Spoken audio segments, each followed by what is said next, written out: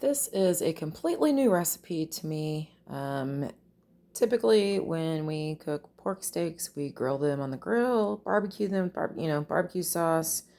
I actually like mine. I make them so they're tender, but then they're crispy and they crisp up with the barbecue sauce. Yes, that's my absolute favorite. However, we are out of charcoal, and I ended up with a jumbo pack of pork steaks on sale, so thought I'd try a new recipe this time around. So this recipe called for just a seasoning mixture of some salt, pepper, paprika, garlic, and I believe that was it. There is fresh thyme in this, but it goes in the pan when you deglaze it. So you just want to season that, pat it in. This recipe also called for 6-ounce pork steaks. These are obviously not 6-ounce, but again, it's what they had, so we are just going to go 3 in the pan. Now, I did double the seasoning on this recipe. The recipe I put in the description will be for the single portion of the seasoning mix. But in my opinion, I think if I was even doing the single 6-ounce servings of these, I would double the seasoning anyway, but that's just a personal preference. And you're just going to sear these for about 2 minutes on each side.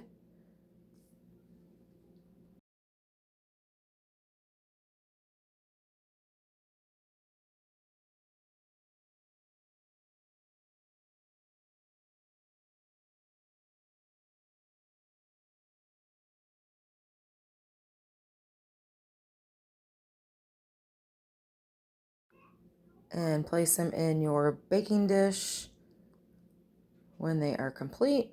Now, ideally, you would want to maybe do these in cast iron skillet, but again, these are like jumbo, and all the cast iron I own happens to not fit a single one of these pork steaks. Mine are both a little bit on the smaller side. Now you're just going to want to add the sliced onion, cook it for about 2 or 3 minutes. Go ahead and start deglazing the pan with the onion.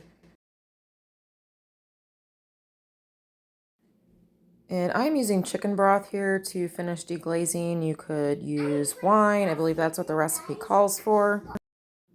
But you just want to go ahead and, scrape the bottom. I'm using a wooden spoon. Get all of those yummies off the bottom. I'm adding a little more salt and pepper. And then we are going to go ahead and top our pork sticks with these and pop them in the oven.